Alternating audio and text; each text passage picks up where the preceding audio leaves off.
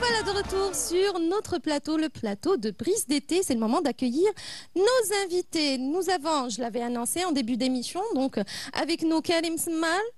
Bonjour, bienvenue à vous. Bonjour, merci pour l'invitation et notamment ce cadre magnifique, la Héberg. Très agréable, n'est-ce pas? Super, vraiment super. Ben, marhaba bik. Merci. Nous sommes très heureux de vous accueillir aujourd'hui ici sur ce cadre justement. Merci et vous êtes accompagné de donc Talal Shaker, Kassimil Hassani. Bonjour, bienvenue à vous. Bonjour, merci pour l'invitation. Merci à vous de répondre à notre invitation. Avec plaisir. Et avec vous, aujourd'hui, nous allons justement évoquer l'insiraf. Donc, un mouvement... Pardon. Donc, avec vous, aujourd'hui, nous allons évoquer, nous allons parler de l'insiraf, l'un des 5 mouvements de la nouba dans la musique andalouse. Effectivement. 5 mouvements de base.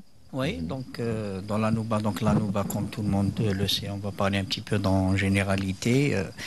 Elle est composée de 5 mouvements. Vous avez le premier avec lequel on débute l'Msaddar, avec un rythme très très lent. Ensuite, nous avons le Ptayhi, qui est moins lent, puis le Darj, qui est un peu plus rapide. Et là, on passe au Nsaraf, le 4e mouvement, avant de terminer la nouba par le Khlas. Donc, il fait partie... le Nsaraf fait partie de la nouba et il fait aussi partie de l'ensemble des musiques traditionnelles de l'Algérie, et notamment le shabi. Il est très très utilisé aussi dans le shabi. On débute avec le Nsaraf généralement. Justement interprété par de grands noms de la musique shabi aussi.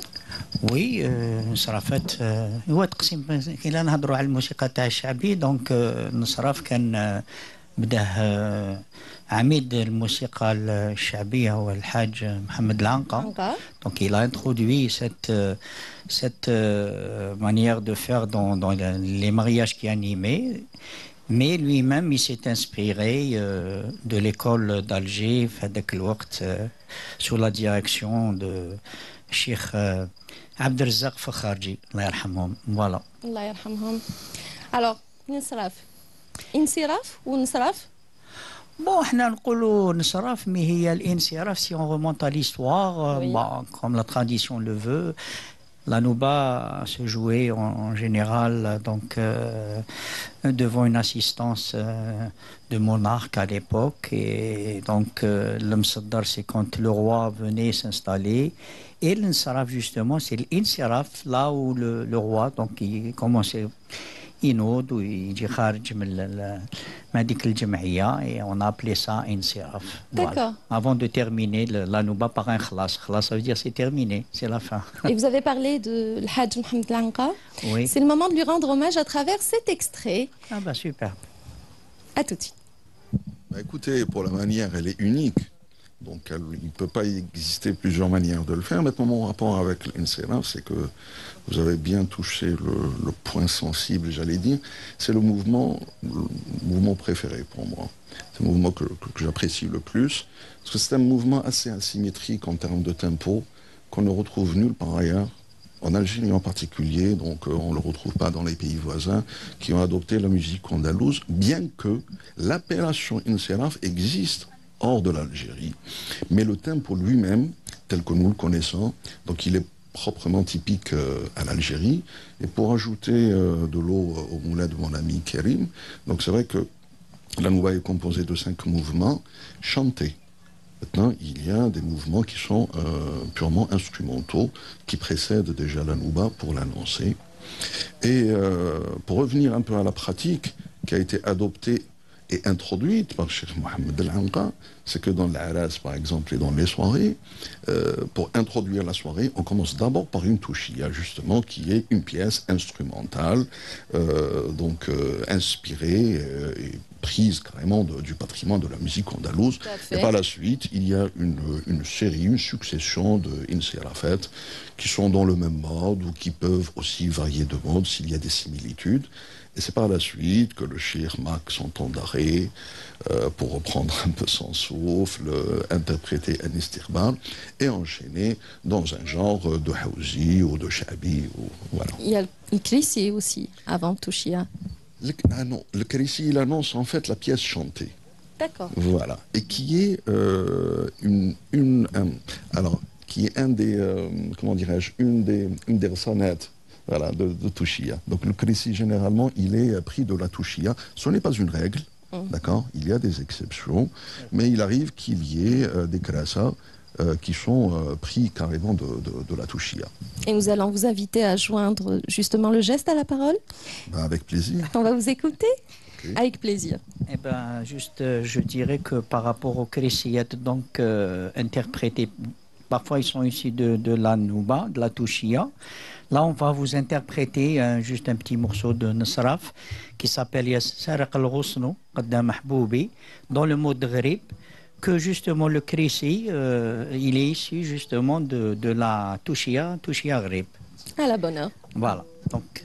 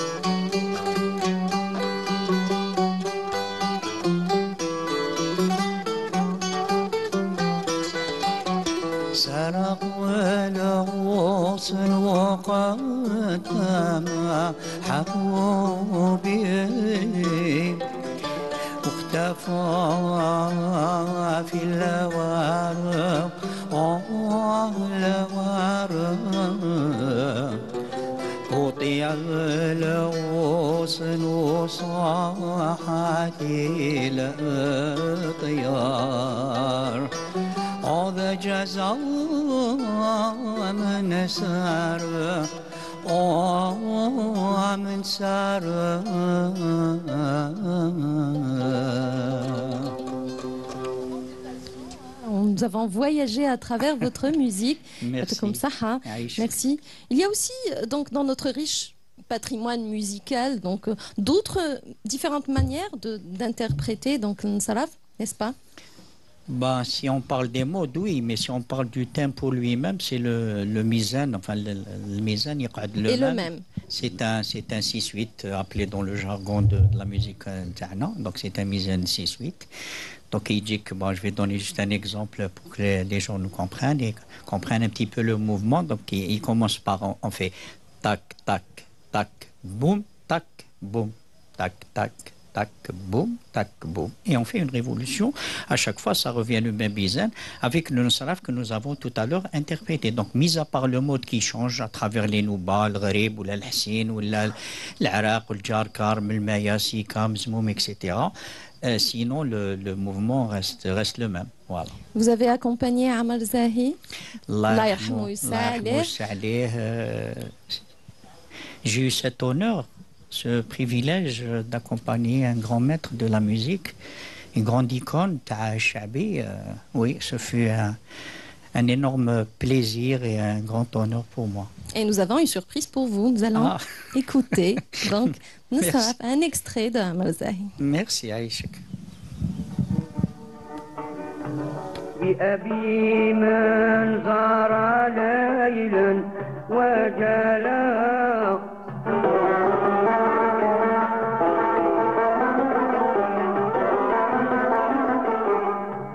ومسى الشمل به مكتملا زرني البدر وعندي نزلا وفي قربي صبحي عني أفلا يأوي لا حول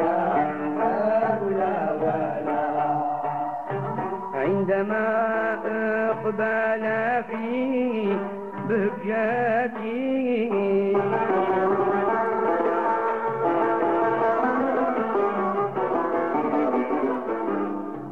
واستنار دجنومين صلاتي واشتغل الغصن من حماتي وأذى الحي حتى قال يا ويلى لا حول ولا زرني في جنحي ليلي عسعسا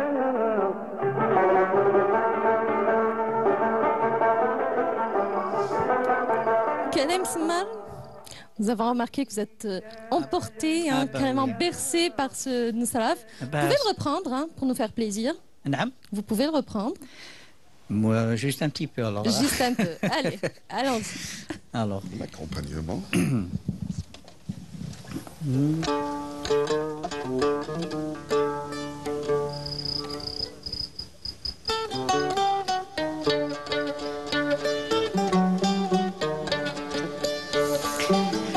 بأبي من زار ليلا وجيلا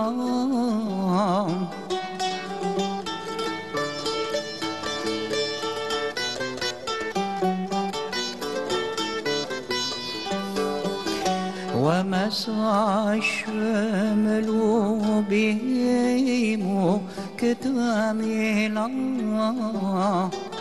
زارني في جنح عين أفلا وفي الصبح عني أفلا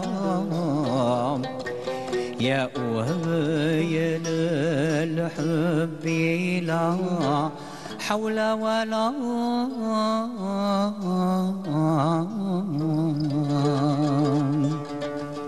Merci. Magnifique. Vous nous faites voyager aujourd'hui. Merci. À travers votre musique, à travers cette musique savante, la musique andalouse. Merci, Aïcha. Un style de vie finalement. Hein. Je remercie le bon Dieu de m'avoir, j'allais dire, mis dans cette atmosphère. Dans cette atmosphère. Bien sûr, moi. Déjà que la musique adoucit les mœurs et en plus, c'est une passion. Voilà, c'est une passion. Moi, je pense que la musique, il faut l'aimer. Il ne faut pas se forcer à le faire dans la vie. J'ai aimé cette musique depuis mon âge très jeune. J'ai commencé, j'allais dire, peut-être à 6 ans, à 7 ans. Donc, je me suis intéressé à cette musique. Alhamdoulilah. Et justement, Nusraf a été interprété par de grands noms de la musique andalouse, Khalji, entre autres. Oui, je vous ai dit, la majorité des chanteurs chabi, ou la bande en andalou bien sûr, c'est sûr, mais la majorité des chanteurs chabi continuent à perpétrer cette tradition d'Al-Aras en commençant par, après une touchia, commencer par ce mouvement qui est le Nusraf. J'ouvre une parenthèse avec vous, donc Talal Shaker, Kassimi El Hassani. Donc par rapport à un instrument qui vous tient à cœur, justement, un instrument qui est fascinant, qui représente finalement un véritable symbole de cette rencontre entre plusieurs styles musicaux, entre plusieurs cultures, j'allais dire, donc entre la musique arabe, les musiques arabes et méditerranéennes, c'est le Kwitara. Kwitara, oui, voilà. C'est un peu l'un des héritiers de l'oud. Exactement. Magnifique instrument. Tout à fait, tout à fait. Donc le Kwitara, comme vous l'avez si bien présenté, si bien dit, est l'héritière directe de l'oud andalou, qui était à la base à 4 cordes, doublé, et c'est le cas d'ailleurs de la Kwitara, qui a son cousin Constantine, qui s'appelle l'oud l'Arbi, qui ressemble un peu, non pas dans le jeu, mais dans le principe, on va dire. Et la particularité de la Kwitara, c'est que c'est un instrument typiquement algérien, qu'on ne retrouve nulle part ailleurs, qui a connu son développement du Moyen-Âge, déjà bien avant le Moyen-Âge, parce qu'il y a eu l'apport déjà de la musique de Bagdad, qui est arrivé en Andalousie et qui a donc connu des influences locales, que ce soit dans la péninsule ibérique ou en Afrique du Nord, et en particulier en Algérie. Et tout ce brassage de cultures, si vous voulez, a donné naissance à cet instrument-là et qui est devenu, comme je l'ai annoncé et je le précise encore, qui est devenu typiquement algérien. Donc on le retrouve, moi je n'aime pas parler d'école, je préfère parler de pôle. Donc je ne vais pas dire l'école de Tlemcen et l'école d'Alger, je vais dire le pôle de Tlemcen et le pôle d'Alger, parce qu'il existe une seule et unique école à mon sens. Et donc, la musique n'a pas de frontières. Exactement. Donc on retrouve cet instrument emblématique dans le pôle de Tlemcen et dans le pôle d'Alger. Comme je l'ai dit à Constantine, il y a son cousin, voilà, qui s'appelle l'Oud al-Arbi. Et pour l'Insaraf, si vous permettez, il y a une remarque qui me tient à cœur, c'est que ce tempo-là a été, si vous voulez, il n'est pas spécialement typique à la musique andalouse. C'est qu'il a été adopté par d'autres styles musicaux, à l'instar du Arabi par exemple, ou du Hawzi aussi. D'accord. Donc nous retrouvons de beaux poèmes qui sont des monuments de la littérature populaire algérienne, qui ont été si vous voulez, interpréter suivant ce tempo-là. Je peux citer l'exemple de Tril Hasbek Ya Wald al-Tir, par exemple, qui épouse ce tempo, Najm al-Douja Assas, par exemple, An al-Mamhoum Belgharam, et ce ne sont pas... Donc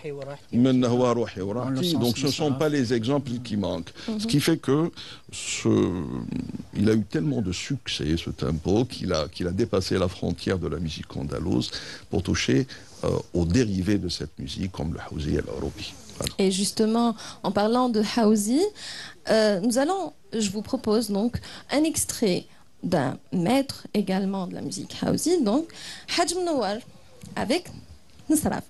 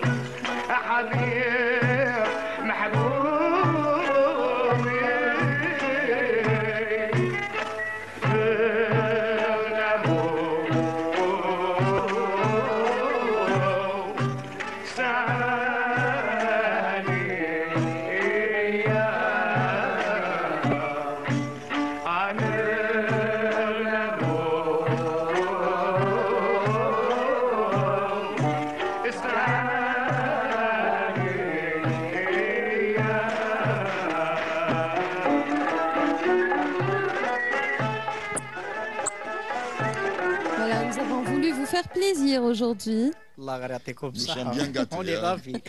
On ne pouvait pas espérer mieux. Et nous aussi, on est très gâtés. Nous sommes très contents de vous recevoir. Aujourd'hui, vous nous avez fait voyager à travers votre musique. Comme ça. Merci à vous pour d'abord ce cadre et cette invitation. Et c'est toujours un plaisir de parler de notre patrimoine algérien que nous défendons corps et âme. Voilà. Un plaisir partagé. Merci d'avoir été parmi nous. Karim Semmal, fan de Ahmed Ben Achour. C'est mon maître indirect, comme je le dis toujours. C'est voilà, spirituel. Allah yarhamou yus'aleh. Wa yarham ka'al cheikh, bien sûr. Allah yarhamou yus'aleh. Talal Shaker, Kassimi Al-Hassani, merci d'avoir été parmi nous aujourd'hui. Merci à vous, nous avoir invités dans ce cadre très agréable, très beau, avec le bleu azur, avec une animatrice aussi engagée dans la musique andalouse, parce que vous m'avez surpris avec des termes assez techniques. Vraiment, ça a été agréable à entendre. Et donc, voilà, je vous remercie encore une fois pour ce beau moment très sympathique et très agréable. Merci beaucoup. Merci à vous d'avoir été parmi nous.